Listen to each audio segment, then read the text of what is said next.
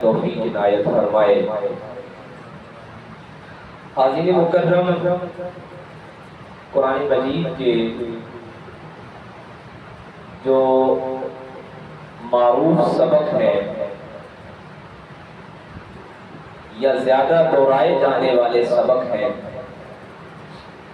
ان میں ایک سبق اعمال میں اخلاص نیت کا ہے۔ مختلف مقامات پر خالق کائنات نے اپنے کلام میں اہل ایمان کے لیے اپنے اعمال میں اخلاص کی اہمیت کو واضح کیا ہے، اور جہاں اعمال میں اخلاص کو، خالص پن کو وضاحت کے ساتھ ان کی اہمیت دی گئی ہے، اسی کے ساتھ اعمال میں ریاکاری کو، اعمال میں دکھاوے کو ناپسند قرار دیتے ہوئے بھی بارہا مرتبہ اس کی یاد دہانی کرائی گئی کہ اعمال میں دکھاوا اور ریاکاری یہ اعمال کو ضائع کرنے کا باعث بننے والا ہے۔ قرآن مجید کی بہت ساری آیات، بہت سارے مقامات اسی سبق سے متعلق ہیں، اسی عنوان سے متعلق ہیں۔ کہیں فرمایا کہ جو انفاق کرتے ہیں، یعنی مال خرچ کرتے ہیں اور رعاء الناس، اور وہ اپنے مال کو لوگوں کو دکھانے کے لیے خرچ کرتے ہیں۔ کہیں بتایا کہ اعمال خیر کرتے ہیں، اعمال صالح کرتے ہیں اور وہ دکھاوے کے لیے کرتے ہیں، ریا کے لیے کرتے ہیں۔ تو یہ جو رعاء الناس ہے، ریاکاری ہے، یہ قرآن مجید کے بار بار دہرائے جانے والے عنوانات اور سبق میں شامل ہے۔ اس سے پتہ چلا کہ یہ بڑی کوئی اہم بات ہے، یہ بڑا اہم کوئی سبق ہے اور بڑا اہم موضوع ہے جو اہل ایمان کے لیے خالق کائنات نے بارہا مرتبہ دہرایا۔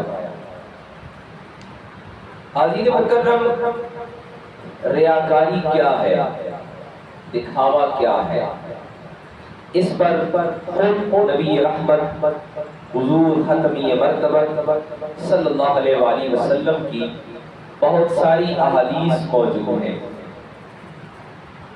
ایک صحیح مسلم کی حدیث مبارکہ ہے، حضرت ابو ہریرہ رضی اللہ عنہ راوی ہیں، طویل حدیث ہے، اس کو میں مختصر عرض کروں گا۔ آقا کریم علیہ السلام ارشاد فرماتے ہیں کہ قیامت کا میدان سجا ہوگا۔ اب ریاکاری کو سمجھنا ہے کہ ریاکاری کیا ہے۔ حضرت ابو ہریرہ رضی اللہ عنہ فرماتے ہیں کہ نبی پاک حضور ختمی مرتبہ صلی اللہ علیہ وآلہ وسلم ارشاد فرماتے ہیں کہ میدان حشر سجا ہوگا۔ حاضرین مکرم، ہماری زندگیوں کی جو موجودہ صورتحال ہے نا، میں کہتا ہوں کہ اگر ہم اس میدان حشر کے ماحول کو ذہن میں لائیں تو انسان کی زندگی کی درستگی کے لیے اتنا سوچ لینا ہی کافی ہے کہ ایک دن مقرر ہے۔ اسی لیے سورہ فاتحہ میں ہم پڑھتے ہیں نا کہ مالک یوم الدین، کہ اس دن کا مالک وہ ہے۔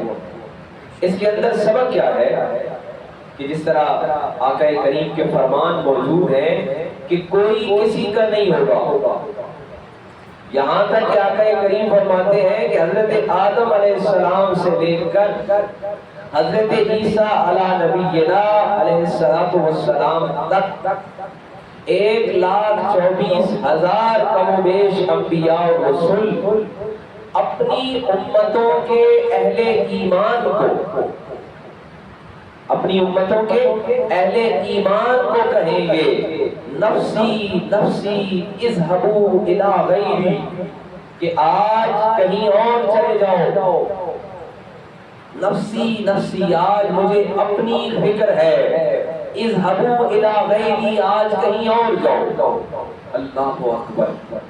اگر بندہ مومن کو صرف اس ایک دن کی پیشگی یاد رہے نا، اب اسی کو صحابہ کرام نے اس انداز سے ہمیں سکھایا ہے کہ جس طرح وہ حضرت عثمان امیر المومنین، داماد رسول، نائب رسول، امیر المومنین حضرت عثمان غنی رضی اللہ عنہ، اور کون ہے حضرت عثمان؟ جن کے بارے میں بارہا مرتبہ جناب رحمت للعالمین محبوب رب العالمین نے ارشاد فرمایا کہ عثمان جنتی ہے، عثمان جنتی ہے۔ ظاہر ہے جس کے لیے محبوب رب العالمین فرما دے اس کے بارے میں کوئی شک کی گنجائش نہیں بچتی ہے۔ اور حضرت عثمان رضی اللہ عنہ کیا کرتے ہیں کہ اصحاب صفہ، اصحاب صفہ کون ہیں؟ وہ لوگ ہیں جن کا مدینے میں کوئی مال و دولت نہیں ہے، کوئی گھر نہیں ہے، کوئی پراپرٹی نہیں ہے، کچھ بھی نہیں، بس نبی رحمت کی محبت میں آئے ہیں اور اسی محبوب کے دیوانے بن کے اپنی زندگیاں وقف کر دی، وہ اصحاب صفہ کہلاتے ہیں۔ حضرت عثمان رضی اللہ عنہ جو دولت مند بھی ہیں اور آقا کریم کے محبوب بھی ہیں، اور جن کے لیے جنت کی خوشخبریاں بھی ہیں، جن کے لیے قرآن کی آیات بھی ہیں، اور جن کے گھر میں نبی رحمت کی بیٹیاں نکاح میں ہیں، حضرت عثمان رضی اللہ عنہ اس مقام و مرتبہ، اس عظمت و شان کے حامل، اور اصحاب صفہ کو سامنے بٹھا کے نا رو رہے۔ ساتھیوں نے پوچھا کہ اے امیر المومنین، داماد رسول، کیا سبب ہے، آپ کیوں رو رہے ہیں؟ تو حضرت عثمان کا جواب پتہ ہے کیا ہے؟ حضرت عثمان رضی اللہ عنہ فرماتے ہیں کہ مجھے اس حشر کی پیشگی کا ڈر ہے جو خالق کائنات، اس لفظ پہ غور کیجئے، یہ کوئی معمولی لفظ نہیں ہے، وہ جو غنی عن العالمین رب ہے، جو ذوالجلال والاکرام کے حامل ہے، جو عزیز ذوالانتقام کے حامل ہے، زبردست پکڑنے والا، زبردست حساب لینے والا، اور جو کہتا ہے کہ مثقال ذرۃ خیرا یرا ومن یعمل مثقال ذرۃ شرا یرا، کہ اگر رائی کے برابر بھی کوئی ہے برائی اور نیکی، ان کا حساب لینے والا۔ حضرت عثمان رضی اللہ عنہ فرماتے ہیں کہ میں روتا اس لیے ہوں کہ جو میرے پاس نعمتیں ہیں جو اللہ نے عطا کی ہیں، ان نعمتوں کے حساب میں جو تاخیر ہونے والی ہے، جو دیر لگنے والی ہے، اس پروردگار کے عظمت و جلال، روح، دبدبہ، اس کی بڑائی، اس کی کبریائی اور اس کے شان جلالت کے سامنے جو وقت گزرنے والا ہے نا، وہ کیسا ہوگا؟ حاضر مکرم میں آج یہ کر رہا تھا کہ آقا کریم علیہ السلام فرماتے ہیں، حضرت ابو ہریرہ رضی اللہ عنہ راوی ہیں کہ حشر کا میدان سجا ہوگا، فرشتے ایک شخص کو لائیں گے، بتایا جائے گا کہ یہ شہید ہے، اور شہید کون ہوتا ہے؟ جو مومن ہوتا ہے، صاحب ایمان ہوتا ہے، اور حالت ایمان میں کفر کے مقابلے پر اسلام کے لیے اور دین کی خاطر لڑتے ہوئے، امت مسلمہ کے لیے لڑتے ہوئے اپنی جان قربان کرتا ہے۔ فرشتے بتائیں گے، اس کے اعمال بتائیں گے کہ تو مومن تھا، وہ اعتراف کرے گا جی میں صاحب ایمان تھا۔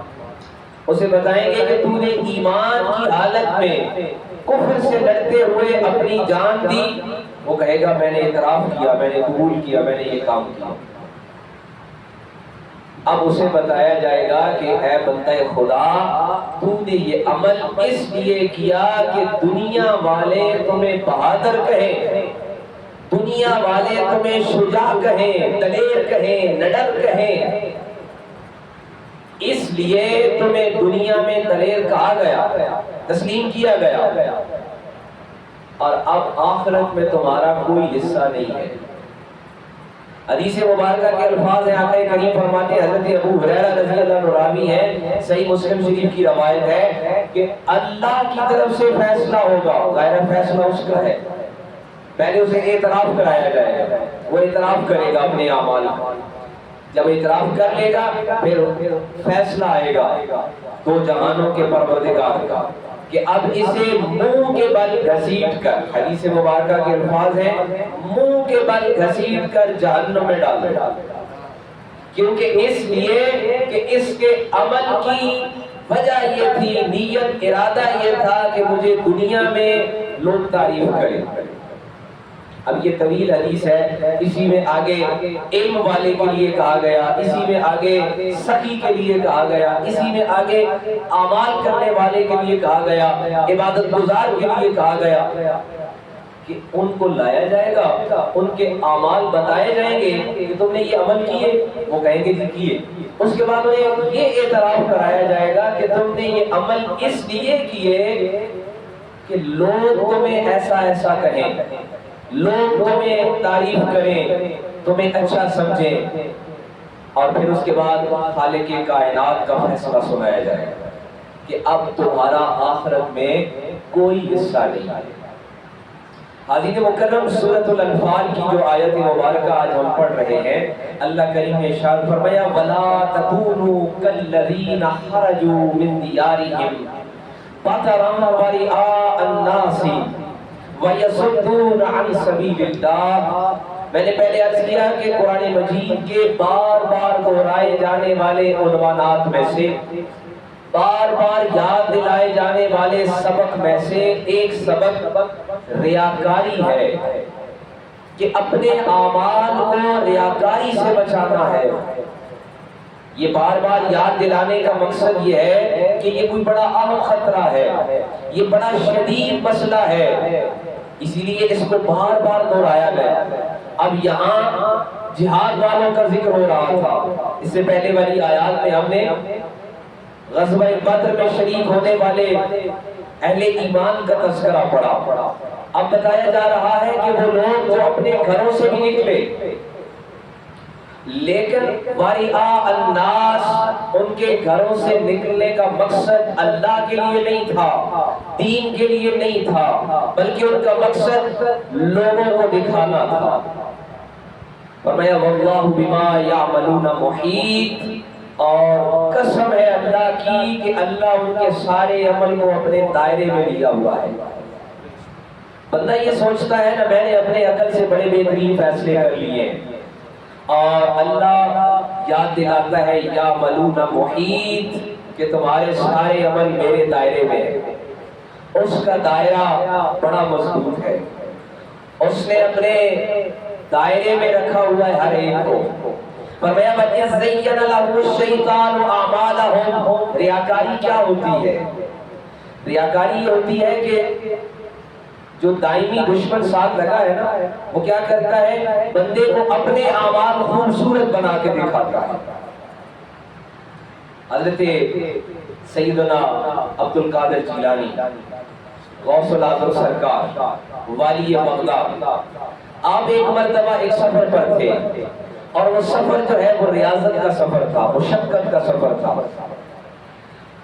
تو اتنے میں انہیں ایک آواز سنائی دی، عبد القادر تیری عبادت مکمل ہو گئی ہے، تو کامیاب ہو گیا ہے، تیری عبادت بہت کامل ہو گئی ہے، تو مکمل ہو گیا ہے۔ انہوں نے پڑھا لا حول ولا قوت الا باللہ العلی العظیم۔ تو ساتھیوں نے پوچھا کہ سرکار یہ کیا معاملہ ہے؟ انہوں نے فرمایا یہ تو حضرت یونس کے لیے پیغام نہیں آیا ہے جن کے سر پہ آرا رکھ کے دو حصے کر دیا گیا ہے، یہ آواز تو جناب ابراہیم خلیل اللہ کے لیے نہیں ہے آئی ہے جنہیں آگ میں جلانے کی کوشش کی گئی، آگ میں پھینک دیا گیا۔ یہ آواز تو اسماعیل ذبیح اللہ کے لیے نہیں آئی جن کے گلے پہ چھری چلا دی گئی۔ یہ آواز تو جناب امام حسین کے لیے نہیں آئی جنہوں نے سارا گھر ذبح کرا دیا ہے۔ عبد القادر کون ہے جس کا عمل مکمل ہو گیا ہے؟ اس لیے میں نے لا حول ولا قوت پڑھا کہ یہ ہر ایک کو بہکانے والا مجھے بہکا رہا ہے۔